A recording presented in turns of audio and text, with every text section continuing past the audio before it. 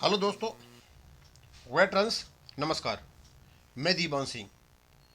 मैं आपको बताना चाहूँगा कि गुजरात में जो वेंकटाचलम ने भाषण दिया था वो बहुत ही कंट्रोवर्शियल बन चुका है।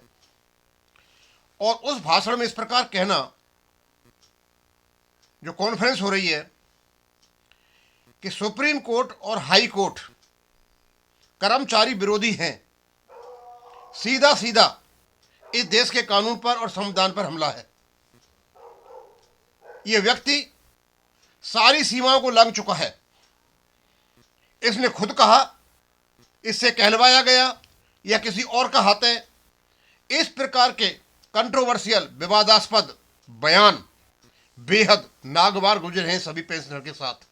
और जबकि पेंशन अपडेशन का केस सुप्रीम कोर्ट में पड़ा हुआ है, उस समय इस प्रकार बोलना ये बेहद अनरीजनेबल चीज है। और हम आपको बता दें, आज पेंशनर्स को जो पेंशन मिली हुई है, चाहे सिविल में हो, चाहे सेंट्रल में हो, इवन बैंकों में हो, ये सारा का सारा कोर्ट के डिसीजन से मिला हुआ है।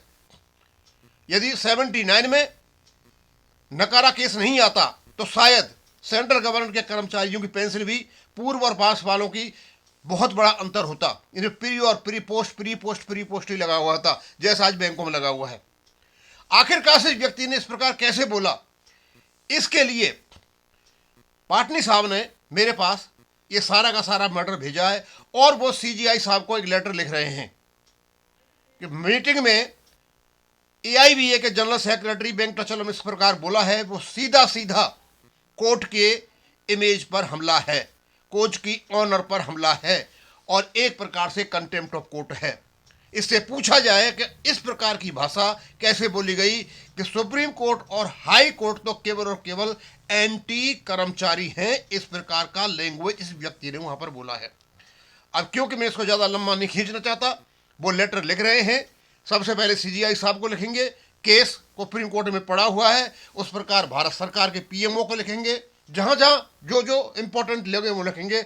और दूसरे हम पूछना चाहेंगे एआईबी पार्क, सीबीपीआरओ, एआईबीआरएफ, दूसरे जो संगठन है सारे के सारे, वेंकटाचलम के इस बयान का आखिरकार वो किस प्रकार प्रतिक्रिया करेंगे और किस प्रकार इसको जवाब देंगे। हम आईबीए से पूछना चाहेंगे, डीएफए से पूछना चाहेंगे कि आखिरकार इस व्यक्ति ने कोर्ट का फैसला आने से पहले या कोर्ट में जो केस चला हुआ उससे पहले, जो 15 तारीख को सुनवाई है फाइनल, उससे पहले ये किसके कहने पर इस प्रकार जा करके वहां पर ये बोला। और पंजाब से कुछ लोगों ने मेरे पास तो कमेंट डाले हैं, उन्होंने बोला है कि इस प्रकार का बोलना ये पंजाब में दिखाए कैसे बोलते हैं, क्या वो कर्मचारी नपुंसक थे कि इस प्रकार की बातों को हम सुनते रहे। अब मैं ज़्यादा नहीं खींचूंगा, मैं पाटनी साहब का ये पढ़ करके बताता हूं। कहते हैं, बयान विरोधाभास जवाबदेही एआई पेंशन अपडेशन संदर्भ कमल पाटनी जी। एआईबीए के जनरल सेक्रेटरी श्री वेंकटाचलम द्वारा गुजरात में दिया गया हालिया बयान गंभीर प्रेस खड़े करता है। उनका यह कथन कि सुप्रीम कोर्ट या हाई कोर्ट कर्मचारी विरोधी हैं और पेंशन अपडेशन में न्याय नहीं मिलना है कठिन है, न केवल निराशाजनक बल्कि न्यायपालिका की गरिमा पर भी प्रश्न लगाता है।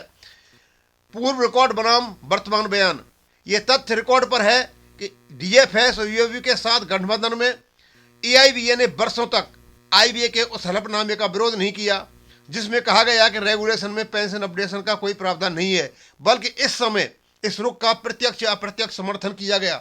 आज का बदला हुआ रुख, आज वही नेतृत्व यह स्वीकार कर रहा है कि पेंशन अपडेशन का प्रावधान रेगुलेशन में मौजूद है, पर अब पेंशन फंड की कमी का तर्क दिया जा रहा है। ये बदलाव नीति में नहीं, कानून नहीं, बल्कि कथन में दिखाई देता है। मूल प्रश्न, यदि रेगुलेशन में प्रावधान है तो वर्षों तक उसका खंडन क्यों नहीं किया गया? यदि प्रावधान नहीं था तो आज उसकी स्वीकृति क्यों? यह विरोधाभास पेंशनर की प्रति विश्वासघात की श्रेणी में आता है।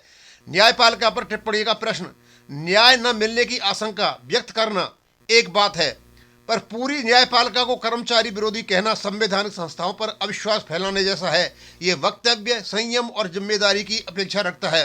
पेंशनर्स की अपेक्षा, पेंशनर्स भावनात्मक बयान नहीं, कानूनी संघर्ष, स्पष्ट स्टैंड और रिकॉर्ड आधारित लड़ाई चाहते हैं।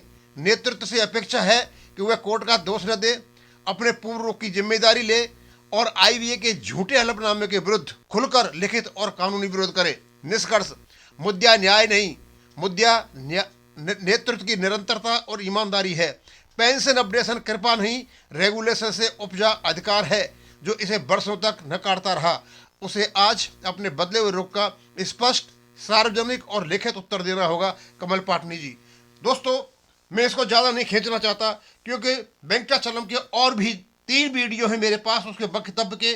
उसके वीडियो को सुन करके, रोक करके, लिख करके वो वीडियो मैंने बनाए, और मैंने यही बताया है कि वहाँ कितने लोग आए थे, कुर्सियां खाली पड़ी थी, और ये व्यक्ति निराशा में उल्टे सीधे बयान देते चला जा रहा था। इसको यह भी पता नहीं था कि देश की जो सर्वोच्च संस्था है, जुडिशियरी है, उसके खिलाफ ही बोल गया।